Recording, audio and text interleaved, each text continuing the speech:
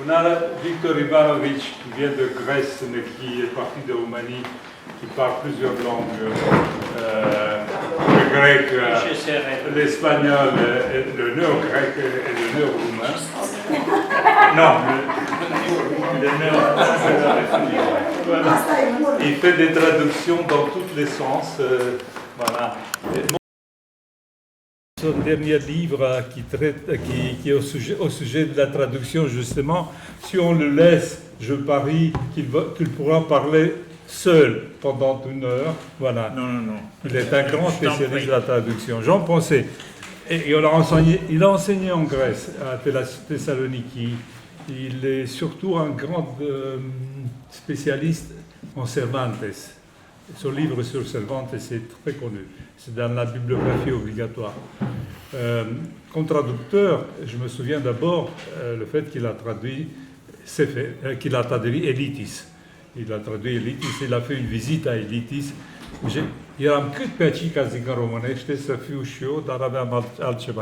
était en même temps à Athènes quand il a arraché ses rendez-vous avec Elitis.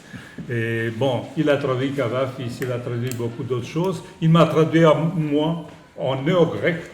Donc c'était ma néo-poésie, en néo-grec. Je suis très fier de ça. Voilà. J'en pensais une longue carrière universitaire à Toulouse. Carrière diplomatique aussi.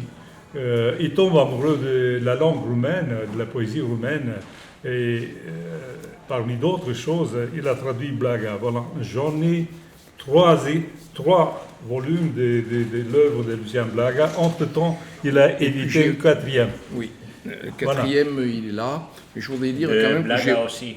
Oui, j'ai aussi traduit, et je suis en train de traduire Anna Blandiana. Voilà. Et je dois dire que je suis très, très touché qu'elle se soit déplacée pour venir ici. Je la remercie. Justement, on le remercie effectivement. Mattei également présent. Et si je dis des bêtises sur la traduction que j'ai faite de son livre, elle sera là pour me corriger. Bon, on va se corriger entre nous et on va s'applaudir également. Moi, j'ai l'impression qu'au sujet de la poésie et au sujet des traductions, chacun a son propre idée, ses propres idées, parce que c'est un sujet qui nous interpelle et qui nous obsède un peu. Déjà, on considère que les grands poètes roumains comme Minescu, etc., sont intraduisibles.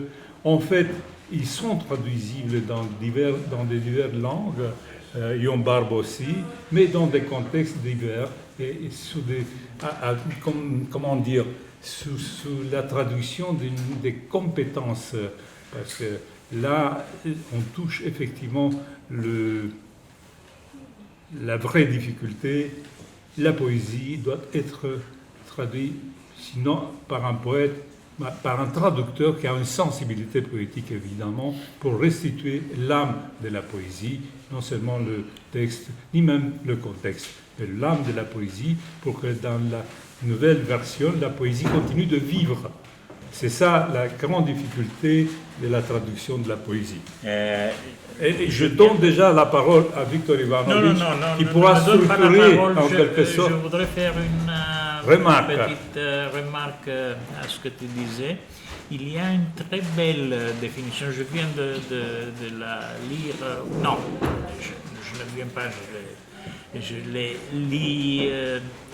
J'ai lu ces propos il y a assez longtemps, mais je les considère toujours actuels.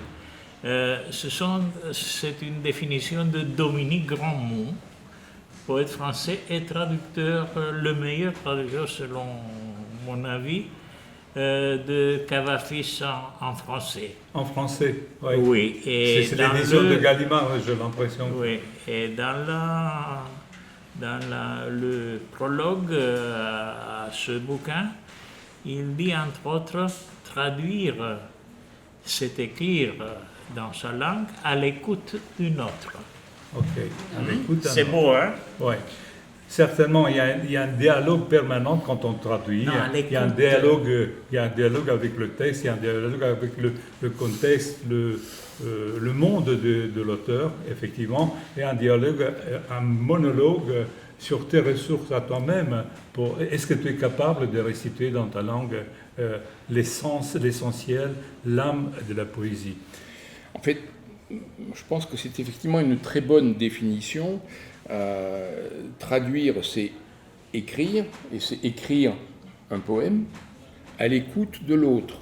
Et la difficulté, c'est où est-ce qu'on place le curseur entre j'écoute tellement que je reproduis mot à mot ce qui a été écrit, et on perd toute la poésie parce que traduire un poème, c'est écrire un poème. C'est une autre opinion. Et on perd toute la poésie parce que on raconte l'histoire, mais on perd la musique, etc. Et l'autre extrémité de la ligne que je rencontre parfois, où le poème devient, la traduction devient une sorte de prétexte à écrire autre chose, et ce qu'on lit, c'est plus la traduction, ce n'est plus la traduction de quelqu'un, c'est le poème du traducteur prenant prétexte de... et il faut déplacer le curseur entre les deux, et je crois que là-dessus, il n'y a pas vraiment de règles. En tout cas, moi, j'en ai pas. Il faut décider chaque fois. Oui. Chaque fois. Il n'y a pas de règles. Et revenir sur les décisions assez souvent. Oui. À chaque pas, sinon à chaque page, à chaque auteur en tout cas. Ah, de toute façon, ils sont tellement différents, le langage est autre en fonction de style, en fonction de l'époque, et peut-être même en fonction de langue. Est-ce qu'il y a des langues qui passent mieux dans d'autres langues? C'est-à-dire, si on traduit du français vers le roumain, c'est plus facile que si on traduit du français vers l'anglais. Il y a dans la traductologie, il y a la notion d'hospitalité du langage. Oui, très bien dit, voilà. Oui. Hospitalité du langage. Tout à l'heure, dans une interview, on me posait une question et j'ai parlé de la poésie classique chinoise. La poésie classique chinoise est extrêmement difficile à traduire parce que la structure de la langue est tellement différente de la structure des langues européennes qu'on ne peut pas. On peut, mais on perd beaucoup.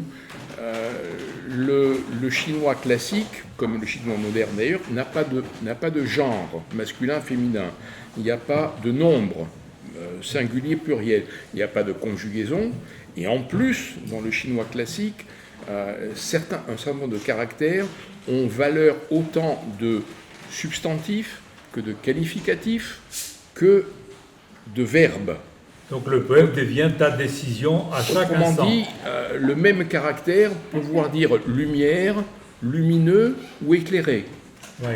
De telle sorte que, et comme en plus il n'y a pas de mots grammaticaux dans la poésie classique, il y a une sorte de concaténation de caractères qui produit un halo de sens, et dans nos langues à nous, on est obligé de faire des choix. Oui. S'il y a un verbe, il faut qu'on le conjugue au présent, au passé ou au futur, sauf à mettre tout à l'infinitif. Il faut bien que ce soit quelqu'un qui dise ou qui fait. C'est je, c'est tu, c'est il, nous, on ne sait pas. Il faut faire un choix. Et donc ce halo, il n'est plus là. On avait une photographie un peu floue, et d'un coup, dans la traduction, il n'y a plus de flou, elle est nette. Est-ce qu'on s'autorise un choix, finalement, uniquement après avoir une expérience approfondie du contexte de la poésie de l'origine? Le cas de la poésie chinoise, qui obsède effectivement en France, il y en a plusieurs éditions, très divers, très variés, sur justement de la poésie chinoise classique. Il y a même une librairie énorme à côté de la Sorbonne où on trouve plein de traductions tout à fait différentes sur Lao Tzu, sur Tufu et les autres, qui sont des grands poètes. Ou dans la réelle anglo-saxonne. Donc, je reviens. Est-ce qu'on ne se permet pas de commencer une traduction sans avoir vécu avec l'original longtemps, avec la culture en instance, la culture chinoise. Pensons un peu à l'expérience d'Ezra Pound, qui a vraiment vécu. Oui, on le dit. Moi, je ne suis pas très convaincu. Non. Parce qu'il y a un sort de jeu dans ces idéogrammes. Moi, je crois qu'il faut connaître la culture du pays d'où est issue l'œuvre littéraire, parce que le contexte culturel influe sur le sens, y compris, on pourra peut-être y revenir si on parle un peu de technique plus tard, il y a des choses où il ne suffit pas de comprendre le sens de la phrase, il faut comprendre le sens culturel de ce qui est dit. Absolument.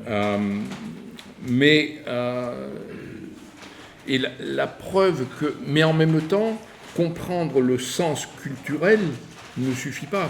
Moi, de tout ce qu'on vient de dire jusqu'à présent, l'une des conclusions, à mon avis, qu'il faudrait qu'on tire, et ça me paraît particulièrement vrai pour la Roumanie. Il y a quelque chose que je voudrais dire aujourd'hui, parce que c'est important. Il y a 30 ans que je le dis. Mais il faut le répéter. Je dois le répéter parce que ça continue. Le diffuser partout. Une traduction doit être faite vers sa langue maternelle. Justement.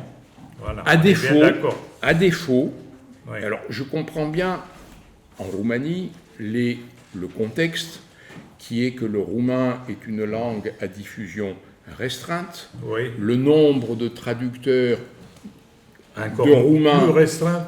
De langue française, par exemple, est extrêmement réduit. Il n'y en a pas 10 en France. Et sur ces petits 10, il y en a 2, 3 qui ne font que de la poésie. Donc 3 pour traduire de la poésie de tout ce pays, qui est un grand pays poétique, c'est comme vider un océan avec une cuillère à café. Donc je comprends que les poètes roumains soient extrêmement frustrés à l'idée que tout ce qu'ils écrivent ne peut pas être connu en dehors de chez eux. Donc ils recourent à des amis roumains qui connaissent le français ou l'anglais et qui leur disent « je vais te le traduire ». Parfois, c'est une nouvelle tendance que je rencontre aussi de plus en plus, les poètes s'auto-traduisent.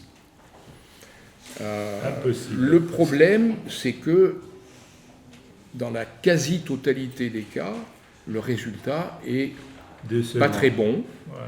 Parfois, il est abominable, et je pèse mes mots. Le texte est tellement mauvais que, 1, on ne comprend pas ce que ça veut dire, et 2, il n'y a aucune poésie. Et si la traduction n'a aucune poésie, ce n'est pas la peine de lire un poème. Donc, à la rigueur, si on doit traduire, si un roumain, mais c'est vrai pour d'autres langues, mais c'est particulièrement vrai en Roumanie, si on doit traduire soi-même vers une langue qui n'est pas votre langue, faites-vous à un moment ou à un autre, discutez-en, collaborez avec un natif. Sinon, non seulement ça ne sert à rien, mais ça dessert le poète, parce qu'on dit le travail, c'est ça, le résultat. Quel intérêt. Ouais. Et on n'en parle plus. Voilà. Donc, voilà, c'était là, vraiment c'est quelque chose sur quoi je veux vraiment insister, parce que depuis 30 ans, je suis navré je repars de toutes mes venues en Roumanie avec des paquets de livres qu'on me donne. Je les ouvre quand j'arrive chez moi et ces livres me tombent des mains. En français ou en roumain? En français, les traductions. La traduction en français, oui, elle est abominable. Ah oui, parce que le français, c'est presque impraticable pour la poésie, parce qu'il y a tellement de rigueur. Les Roumains qui s'autorisent, ils s'imaginent qu'ils arrivent, bon, la plupart, je ne voudrais pas généraliser, ils s'imaginent comme arriver à un point où ils s'expriment correctement grammatical, ça suffit. Non, parce que le français est tellement difficile, tellement structuré en poésie et déstructuré en même temps qu'il faut le connaître de l'intérieur. Mais c'est aussi la musique. Je pense que la musique de la langue est quelque chose qu'on peut apprendre, mais il faut beaucoup de temps pour l'apprendre. Parfois, alors certains l'apprennent plus facilement que d'autres. En bref, tout le monde n'est pas Fundoianu qui veut. Oui. Voilà. Sioran, et même en prose, si vous prenez Paneiti Strati, donc toute l'œuvre est en français. Au début corrigé par... Oui, mais pas trop. Mais si on lit les premiers romans de Istrati et les derniers, le français n'est pas le même. Les premiers romans, même corrigés par Barbus, Non, c'était l'autre. Romain Romain Roland. Les premiers livres, même corrigés par Romain Roland, je pense que Romain Roland a dû le faire un peu vite. De temps en temps, le français est un peu bancal. Pas grave. Mais en Roumanie, en poésie, quand vous avez un vers qui devient bancal, le poème est mort. Vous êtes stoppé dans votre lecture, c'est fini. C'est comme si vous faites une fausse note dans un morceau de musique. J'adore citer une phrase prononcée par Émile Cioran quelques années avant sa mort dans une interview avec Anka Busdé. Il disait « Ce n'est qu'en dans une langue apprise en enfance jusqu'à 4 ans que peut se produire cette morte subite dans l'âme qui est l'apparition de la poésie. » C'est contradictoire. Pourquoi? Parce qu'effectivement, l'émotion, elle existe en nous avant la parole. Mais il faut la maîtriser. Tu n'arrives pas à la maîtriser que dans ta langue maternelle, au moment quand elle ressurgit, quand elle se présente. Et voilà, le mystère. Déjà, on a des difficultés à nous exprimer nous-mêmes dans nos langues maternelles. En plus, s'exprimer dans une langue qu'on a appris au niveau de dictionnaire, j'en connais quelques poètes qui s'expriment en français, à part, très rare, de donner l'exemple de Voronka, qui écrivent une poésie très froide et très correcte, grammaticale, au niveau de dictionnaire, un dictionnaire mort. Mais comment faire pour inventer plusieurs traducteurs comme toi, cher Jean? Je crois que tous les traducteurs ont leur propre histoire. Il y a 2 ans, j'étais à l'université de Sibiu pour un colloque précisément sur la traduction et sur la traduction de Blaga. Et j'ai fait la liste à peu près de tous les traducteurs français de roumain. Je dis, il n'y en a pas beaucoup. Il n'y en a pas un qui a appris le roumain de façon formelle. Il y a Nicolas Cavaillès, qui est spécialiste Marie avec un roumain, qui est spécialiste de Cioran, voilà. Et qui vient, je l'ai appris ce matin, qui vient de publier apparemment une traduction de Eminescu.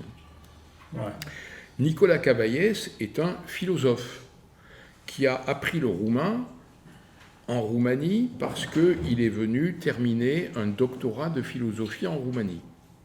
Il n'a pas appris le roumain à l'Institut des langues orientales de Paris ou dans une université en France. Courriol. Courriol était professeur de langue classique, latin, grec. Sur le tard, il s'est intéressé au roumain et il a appris le roumain tout seul. Il parle parfaitement roumain. Oui, mais bon, il est marié à une roumaine, ça aide un peu. À chaque fois, ça aide. Et puis, après, il y a Laure Hinkel. Oui. Laure Hinkel a été journaliste très longtemps ici en Roumanie. Oui. Et donc, elle a appris le roumain et quand elle est revenue en France, elle s'est mise à traduire de la littérature et c'est aujourd'hui, à mon sens, l'une des meilleures, sinon la meilleure, des traductrices de prose en roumain. Oui. Il y a Benoît Courvoisier. Pardon. Laure Hinkel s'est mariée à un Roumain quand elle était en Roumanie. Oui. Et puis, quand elle est rentrée en France, elle a fait des études à l'INALCO.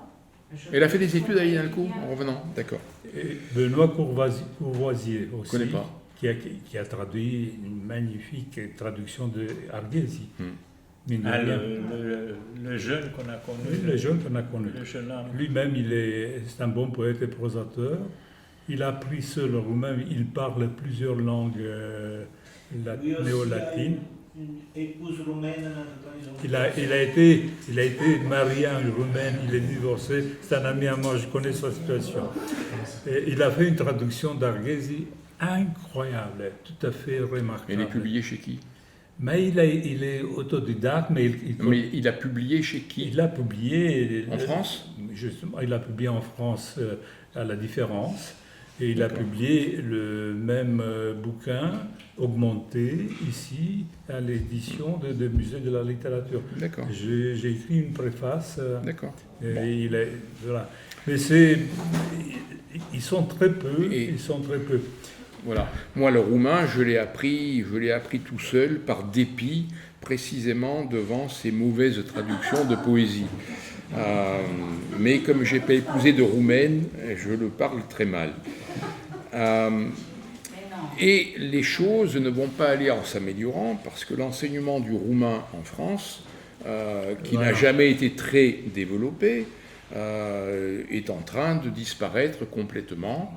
Ce n'est pas la faute de la Roumanie, qui a des lecteurs, c'est la faute du système universitaire français qui se concentre sur ce qui est rentable, entre guillemets. Donc les départements de roumain ferment les uns après les autres. Montpellier, qui était un grand centre, a disparu. Lyon a disparu. Aix-en-Provence est en train de disparaître. Dans les universités, il reste aujourd'hui Strasbourg, Paris et les Languedoc. Et même là, l'enseignement du roumain n'est plus un enseignement de la langue et de la littérature, c'est un enseignement très souvent de roumain en troisième langue, une option pour des cycles de commerce, de droit ou de politique internationale. Moi, je dirais quand même qu'il est dans notre responsabilité de développer l'enseignement de la langue roumaine dans les grandes universités, y compris en France. C'est-à-dire, il faut payer pour ça. Il faut créer il faut envoyer des spécialistes. Et ça va se sentir, ça va s'améliorer dans quelques années. Il faut payer pour avoir une présence culturelle. Je prends l'exemple des Catalans qui sont partout. Il y a des chaires de Catalans. Le catalan, ils sont la moitié, un quart des Roumains par rapport au nombre de la population.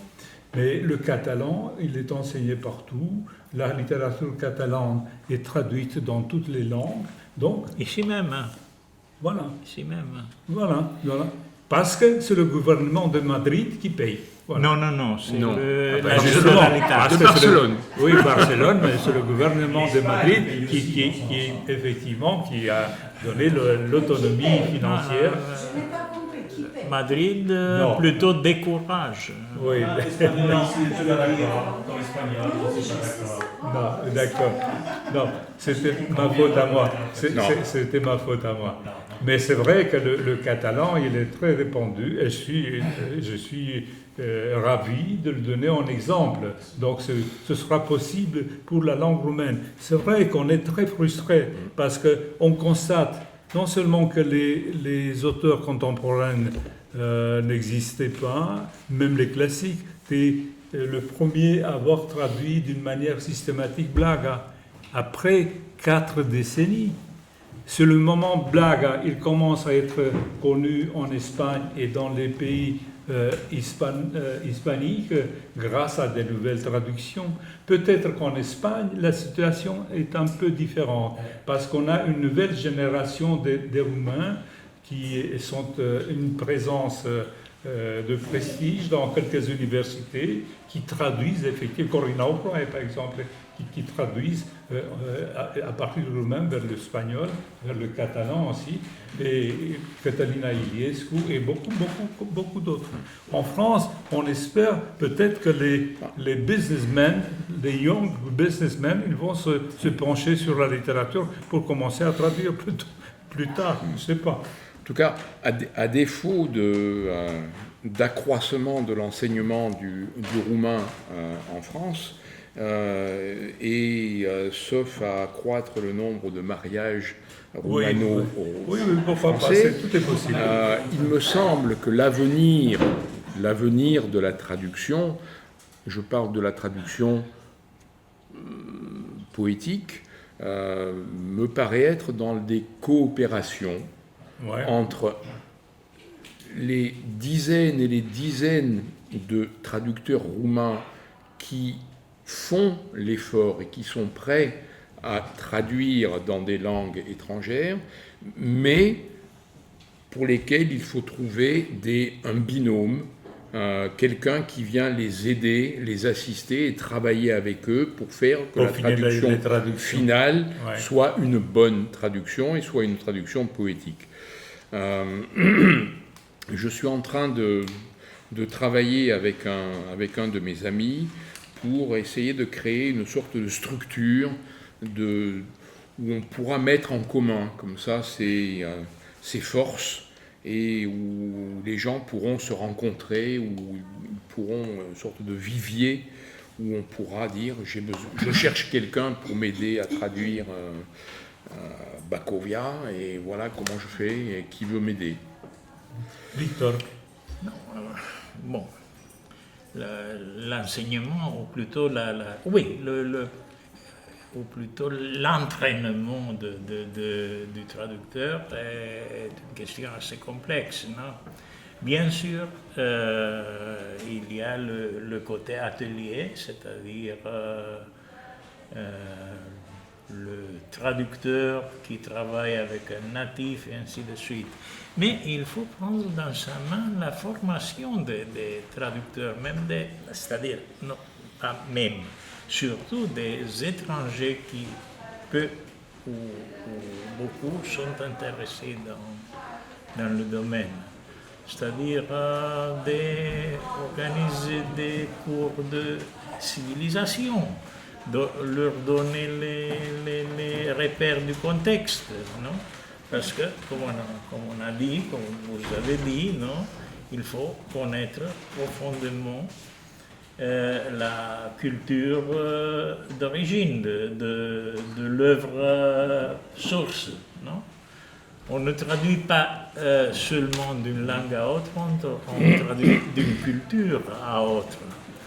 Alors, à part la langue, il faut leur donner les instruments d'accès à la culture. On revient donc vers les institutions.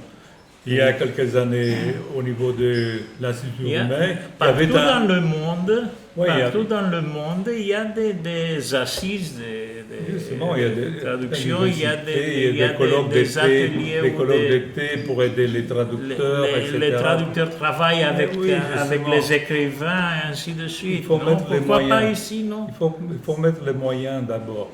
faut mettre des moyens d'abord. À part ça, bon, le cadre universitaire, il est propice à créer des traducteurs.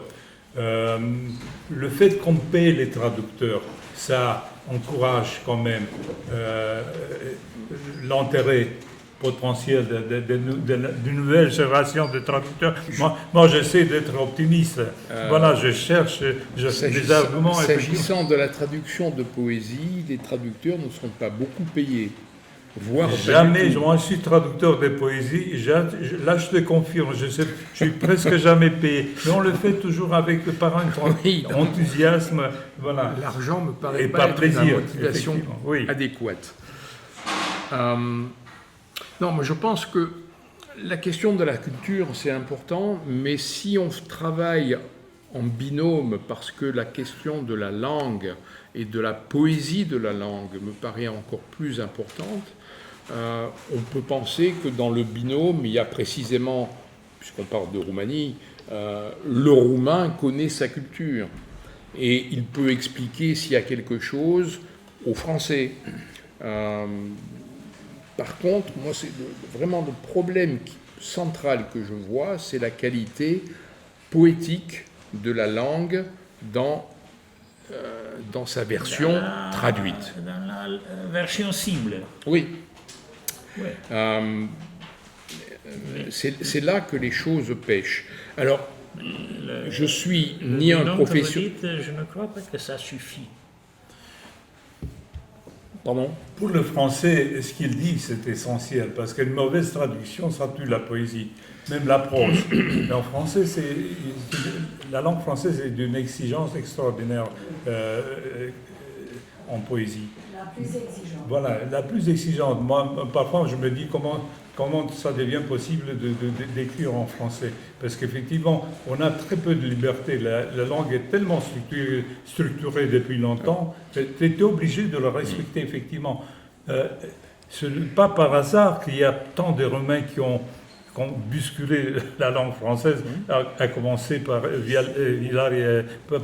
Tristan Tzara, et en finissant avec Gerasim Luca. Et effectivement, moi je pense qu'ils étaient énervés effectivement par cette structure belle où chaque dérivation c'est tellement contrôlé, tellement comment dire, presque pas osé, c'est-à-dire, ils l'ont bousculé, effectivement. Ils l'ont bousculé parce peut-être qu'ils n'acceptaient pas, ils ne voulaient pas, ils ne pouvaient pas suivre la belle rhétorique de la langue française, tellement stratifiée. Non, mais cela dit, on n'est pas non plus... je veux dire, Oui, justement, mais le coup, il est toujours là. Mais on n'est pas obligé non plus de traduire avec de la... S'il n'y a pas de rhétorique dans l'original, il n'y a pas de raison de mettre de la rhétorique dans l'arrivée. De la structure interne de la langue. Alors, je sais que moi, je suis ni un professionnel. Avant-hier, on parlait de professionnel de la traduction parce qu'il est payé. Donc, je ne suis pas un professionnel de la traduction parce qu'on ne me paye pas. Je ne suis pas non plus un traductologue. Je suis un praticien, j'ai appris ou je me suis appris sur le tas, si pour autant que j'ai appris quelque chose. La seule chose que je peux dire, c'est que quand je traduis, en général, j'ai du temps pour traduire, ou je me donne du temps. Donc je prends le texte de départ, je le lis, etc. Puis je commence à traduire du mieux que je peux. Et puis cette traduction-là, ce premier jet, je le mets dans un tiroir pendant plusieurs mois, jusqu'à ce que j'ai oublié ce que j'ai écrit, que j'ai oublié l'original, et au bout de quelques mois, et ça pour moi c'est très important, je ressors ma traduction et je la relis comme si je travaillais sur mon propre texte, comme si c'était un poème écrit par moi, et je travaille là-dessus. Alors, quand les modifications que je fais sont importantes, à ce moment-là, je vais regarder l'original pour voir si je suis toujours dans les clous, si je suis toujours, si je ne m'éloigne pas outre mesure. Mais je crois qu'il est important en traduction à un certain moment, de se détacher de l'original pour que la traduction devienne un vrai texte, un corpus français. Oui. Parce que sinon, ça sent la traduction. Et quand ça Oui, sent ça la sent traduction, ça c'est sent pas la bien. c'est mauvais. Alors, passons vers un exercice pratique, je te propose. Je vais lire en roumain un poème de Blaga, mais je le choisis. Oui. Ensuite, tu choisiras toi-même un autre. Dați-mi un trup, voi munților, pourquoi pas, parce que c'est un texte très connu et d'une grande amplitude, d'une grande beauté. Moi, je vais le lire en roumain, pardon, et toi, tu liras ta traduction. Numai pe tine te am, trecătorul meu trup, și totuși, flori albe și roșii, eu nu-ți spun pe frunte și în plete, că-și lutul tău slab mi-e prea strâmt pentru strașnicul suflet ce-l port. Dați-mi un trup, voi munților mărilor, dați-mi alt trup să-mi descarc nebunia în plin. Pământul larg fi trunchiul meu, fi pieptul acestei nepraznice inimi, prefetă în lăcașul furtunilor care mă strivesc, fi amfora eului meu îndărătnic. Prin cosmos auzi s-ar atunci măreții mei pași și-ar apare năvalnic și liber cum sunt pământul sfânt. Când aș iubi, mi-aș întinde spre cer toate mările ca niște burjoase sălbatice, brațe fierbinți spre cer. Să-l cuprind, mijlocul să-i frâng, să-i sărut sclipitoarele stele. Când aș urâ, aș zdrobi sub picioarele mele de stâncă bieți sori călători și poate aș zâmbi. Dar numai pe tine te am, trecătorul meu trup. À toi. Montagne, donnez-moi un corps. Je n'ai que toi, ô mon corps éphémère, et pourtant, point n'orne ton front ni tes cheveux de fleurs blanches et rouges, car ta glaise débile est trop étroite pour l'âme glorieuse qui m'habite. Montagne, et vous, océan, donnez-moi un corps. Donnez-moi un autre corps que j'y déverse toute ma folie.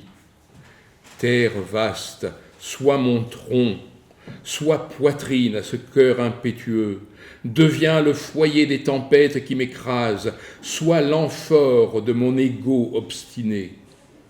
Dans tout le cosmos résonnerait alors mon pas altier, et j'apparaîtrai fougueux et libre, tel qu'en moi-même, ô terre sacrée.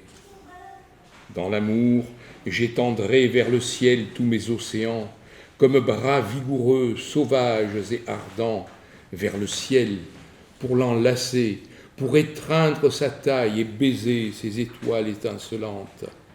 Dans la haine, j'écraserai sous le roc de mon pied les pauvres soleils voyageurs, et je sourirai peut-être, mais je n'ai que toi, ô mon corps éphémère. Magnifique traduction. Magnifique. Voilà. Tout est là. Blaga. En français, c'est Blaga. C'est formidable. Écoute, j'ai choisi un autre. Un moment. Oui. Je peux Mais c'est exprimer. formidable, voilà la preuve. On parle, c'est ça qu'il faut, faire le témoignage, voilà. Est-ce qu'on réussit ou non? Lui, il réussit. Mais c'est presque mot à mot. Est-ce que c'est français 100%? C'est presque mot à mot. Non, c'est pas mot à mot. écoutez, c'est une fausse impression. c'est tout le contraire, c'est du beau, très beau français. C'est du très, très beau français. Pardon, il a raison. Mais les Dis-moi, différences- Il n'y a pas les sonorités, l'allitération, non, il n'existe pas. nous avons Il a une raison, traduction monsieur, il a de raison. C'est presque mot à mot. Est-ce que Mais- cette remarque, c'est un défaut ou c'est par chance? Ça C'est sonne pour en français. travailler. Non, Mais- c'est pour travailler. Oui, parce que vous avez le poème C'est pas dans évident. votre pour les tête, romans. le poème Pour de les Blaga, romans, c'est ça? C'est trop évident. Ok. Jean. Alors,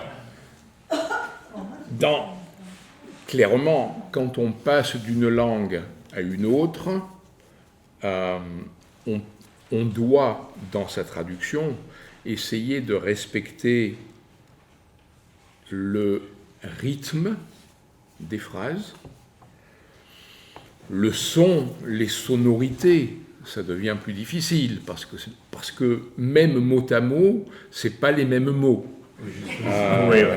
Et le français ne sonne pas comme le roumain. Justement.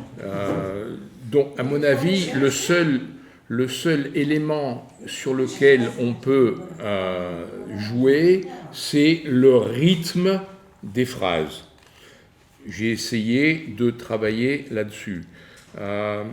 Sur les sons, on pourra parler tout à l'heure de la rime, par exemple. Oui. Parce que pour beaucoup de gens, la poésie, c'est la rime. Bon. C'est de moins en moins, en tout cas en français, c'est de moins en moins la rime, sauf que, en roumain, ça arrive souvent, la rime. Alors, je suis content que Ana Blandiana soit là, parce que dans le dernier livre que j'ai traduit d'elle, Variation pe o temă dată, il y a 3 types de poèmes. Il y a des poèmes qui sont de la prose pure, il y a des poèmes qui sont en vers libre, et puis de temps en temps, il y a des poèmes qui riment avec des lignes et des vers qui sont d'une égale longueur de syllabes et de même rythme, et il fallait bien respecter ça pour qu'on voit que c'était pas qu'il y avait divers tons, diverses musiques dans ce livre. Et on va en faire encore un poème de Blaga, oui, et puis après on parlera de... Choisis toi-même un autre. De Blaga? Oui, sinon je t'avais soufflé tout ça. Je peux exprimer une préférence. Vas-y. Oui. Vous avez traduit Stihuitorul. C'est un poème sur la traduction. Alors, je l'ai traduit, mais il n'est pas dans les 4 volumes qui sont là. Il est dans une anthologie que j'avais faite avant, où j'avais pris tout le corpus. C'est vrai, c'est la mise en abîme de cette conversation. Non, je ne l'ai pas là. Je l'ai dans mon anthologie, mais pas là. Ce serait amusant. Hein? Oui. Non. Versificateur, c'est ça? Stipuitor versificator? Chiar când scriu versuri originale, nu fac decât să traduc. Qu'est-ce que tu... Vas-y, choisis-toi. Oui, je vais.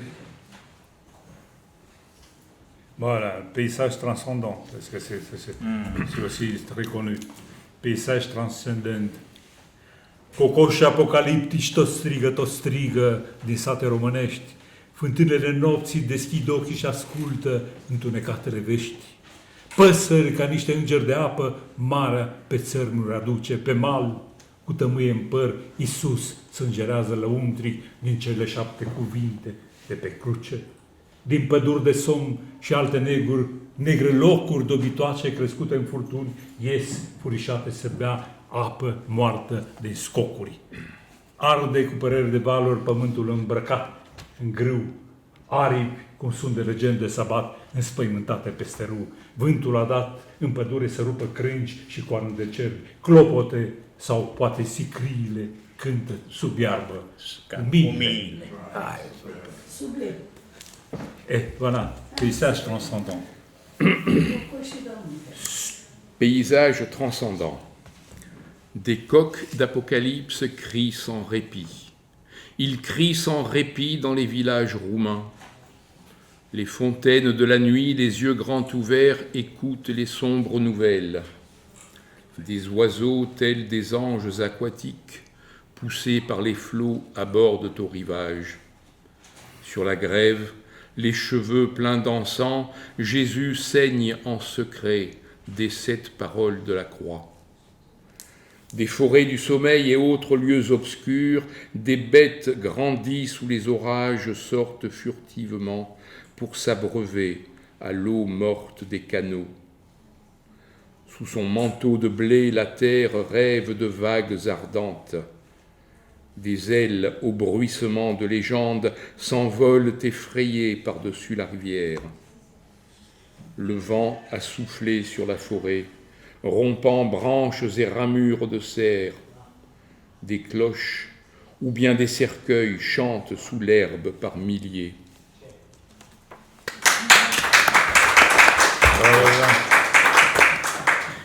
Je voudrais, si vous voulez bien, dire 2 mots sur la rime. Oui, Alors, en français, il n'y a quasiment plus aucun poète aujourd'hui qui n'utilise la rime. C'est quelque chose qui est encore assez répandu en Roumanie. Et l'une des raisons pour lesquelles le tome 5 de Blaga prend un peu de retard, la Cumpăna Apelor, c'est qu'à ce moment-là de sa carrière littéraire ou intellectuelle, il s'est mis à s'intéresser à la poésie populaire roumaine, et la Cumpăna Apelor a repris beaucoup des codes de la poésie populaire roumaine, les rythmes, souvent presque comme des chansons, et les rimes. Et ça pose de vrais problèmes de traduction. Sus pe cer se desfășoară hieroglife de Egipet, dacă tâlcul ar pricepe inima da un țip. Voilà. Ça pose de vrais problèmes de traduction. Ça me prend un peu plus de temps que prévu. Je ne garantis pas que je garderai toutes les rimes, mais à coup sûr, il faut que je travaille sur le rythme. Oui, justement. Les plus sérieuses maisons d'édition en France, quand elles acceptent de publier des sonnets en traduction, tout le monde ignore les rimes, effectivement. Le rythme, il est presque obligatoire, mais les rimes, c'est... Sauf ceux qui l'ignorent pas. Et il y en a. Il y en a qui réussissent. Il y en a beaucoup qui réussissent pas. Il y a beaucoup qui ne réussissent pas. Oui. Parce que quand on traduit les mots, quand on fait rimer des vers, souvent le dernier mot qu'on choisit, on le tord un peu, on va le chercher un peu loin, on va le chercher un peu loin parce qu'il faut que ça rime. Et traduire ce mot-là, ça dépend de lui. Parfois c'est un peu idiot parce qu'il y en a un autre qui pour le sens irait mieux. Mais ça risque de ne pas rimer. Donc là aussi, il faut essayer de jouer à la fois sur le sens, sur le son. En règle générale, je renonce. Peut-être parce que je ne sais pas faire, mais en règle générale, je renonce à traduire les rimes. Je me concentre sur le rythme de la phrase qui me paraît plus important. Et sur l'unité de l'ensemble. Plus important. Le seul jusqu'à présent, poème de Blaga pour lequel j'ai traduit la rime, j'y étais un peu obligé parce que c'est un poème qui est dédié Pentru mică mea nepotițcă Gigi, căreia nu-i plac decât versurile cu rimă. Il était obligé. Donc je me suis un peu forcé. Par bonheur, ce poème, manifestement, Blaga l'avait écrit effectivement pour sa petite nièce. C'est pas le plus profond des poèmes, encore que il est intéressant. Et la rime ne l'intéressait pas non plus. Il en a fait pour sa petite nièce, mais elles sont très irrégulières et le rythme des vers est lui aussi très irrégulier, de même que leur longueur. Donc j'ai fait des rimes à peu près aussi régulières ou aussi irrégulières que celles de Blaga. C'est pas le meilleur texte que j'ai traduit, mais on peut donner ça comme exemple. Voilà. Et après, j'en donnerai un autre. Pentru mica mea nepoțică Gigi, căreia nu-i plac decât versurile cu rimă. Pășteam cu alții gâștele în ariniști. Și accentul vine foarte bine aici, este foarte special, este ariniști. Deci pășteam cu alții gâștele în ariniști, cu gângurit de aur îmi venea câte un boboc și îmi prindea cu prietenie în cioc sfârcul urechii și plopii tremurau străvechii. Când toropit priveam prin gene, cum boii se meșcau prin flori de sânziene pe sub sălcii. Mă miră că ei nu văd cu vârful coarnelor ca melcii și boi își urmegau căldura pe sub sălcii. Există acest balans, e superb, il est très beau, il est très beau. Când mă trânteam în pașiște pe spate, cu ochii către boltă în senin, mă închipuiam întins cu foarele pe cer lin răzemat pe coate. Și mai aduc aminte, într-un lan de cânepă, o sperietoare pestriță de pasări se sprijinea în par ca vânturi soaline. Ciorchine de turbări avea cercei, o vrabie își făcuse cuib în pălăria ei, râdeau copiii toți de ea, dar mie mi-era milă și o iubeam. Eram mic și singur socoteam. Ea mi-e aproape și o iubeam și mă credeam un mucenic. Voilà. Genial. Alors, Il est voilà. très beau, il est très... Ça rime, c'était pas simple. Souvenir d'enfance. Je gardais les oies couchés dans le champ.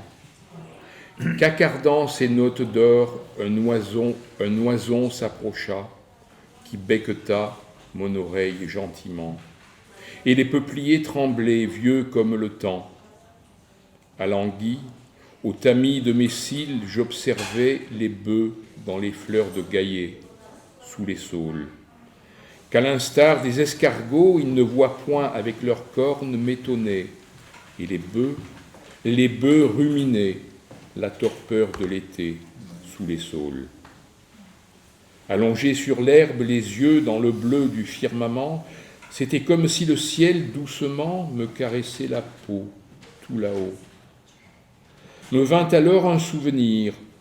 Dans les blés, un épouvantail couvert d'oiseaux se balançait aux zéphyrs. Des rubans de rage ornaient ses oripeaux, un couple de moineaux nichait dans son chapeau. Les enfants riaient, mais moi, j'avais pitié et je l'aimais. Mais c'est très beau, hein. C'est très beau. J'étais petit C'est très beau. et me disait « Frère, nous sommes à souffrir » et je l'aimais et me prenait pour un martyr. Oh là, c'est très beau, c'est très très beau. Écoute, je pense qu'il va continuer. Il va continuer. Voilà. C'est Mais Oui, à je- ton choix. Je voudrais profiter De que Anna est ici ce soir pour dire la difficulté, l'une des difficultés que j'ai rencontrées dans ce recueil, qui était de trouver des rythmes et des tons différents chaque fois qu'il y en a une demi-douzaine à peu près, je tombais sur un poème qui était un poème en forme très régulière, pas toujours parfaitement régulière, mais très régulière. Et il fallait absolument que la traduction produise une mélodie différente des autres textes. Alors, on va peut-être prendre celui-là, Oui. si tu veux bien le lire. Les deux, non? Non, celui-là, ça c'est la traduction. La dernière fois. Non, les deux, oui. Les deux, Prendre oui. Doina, te rog să mă ierți, știu că auzindu-ți poezia rosită de un altul, și eu fac așa, mă urez. Se clatină, clatină, clatină, ca o apă în vasul de platină al cranului, aceleași cuvinte repetate mereu monoton, până când sensul fierbinte îngheață în canon. E bine până aici. Și orele, zilele, anii, supuși mai întâi spovedaniei, își lasă sămânța și trec, clătinându-se lent, obsesiv, în ritmul știut de eșec, fără motiv. Alors, en français, ça donne ça. Il tangue, tangue, tangue, comme l'eau en un vase d'argent. Ces mots dans le crâne toujours ressassés, jusqu'à ce que le feu dévorant de leurs sens s'éteigne dans la glace de leur monotone refrain. Et les heures, les jours, les ans, autrefois soumis aux confessions, déposent leurs semences et passent, doucement, obsessionnellement tanguant, au rythme connu de l'échec, sans raison. Bon. Et je voudrais donner, on parlait tout à l'heure des rimes, la première paire de vers, c'est clatina, clatina, clatina, ou apa in faso de platina. J'ai mis d'argent parce que mais Anna, tu peux me contredire. Le vase n'était pas nécessairement de platine. Il était de platine parce qu'il fallait que ça rime avec clatina. Parce que platine, voilà. C'est trop cher, on s'imagine mal. Et j'aurais pu traduire vase de platine, sauf que comme l'eau en un vase de platine, même sans la phrase toute entière, vase de platine, ça ne va pas. Parce qu'il d'abord, il y a une syllabe de trop, et puis de peu, c'est pas bien. Donc, c'est devenu comme l'eau en un vase d'argent. Voilà. Donc ça, c'est un exemple pour lequel la traduction des rimes pose vraiment problème, mais il faut vraiment, à mon avis, travailler sur le rythme. Voilà. On va finir notre conversation. Si tu veux rajouter quelques mots, Victor? Non. On est très content de t'avoir écouté, cher Jean Poncet. La dernière phrase nous rappelle ce que disait Borges, que l'originel s'éloigne des traductions, c'est pas l'envers, c'est la preuve. Le vase de platine finalement a donné lieu à un vase d'argent, et c'est mieux, tant mieux. Et en roumain, de toute façon, même en roumain, c'est quelque chose un peu abstrait, parce que platine, c'est très cher. J'imagine mal un vase de platine.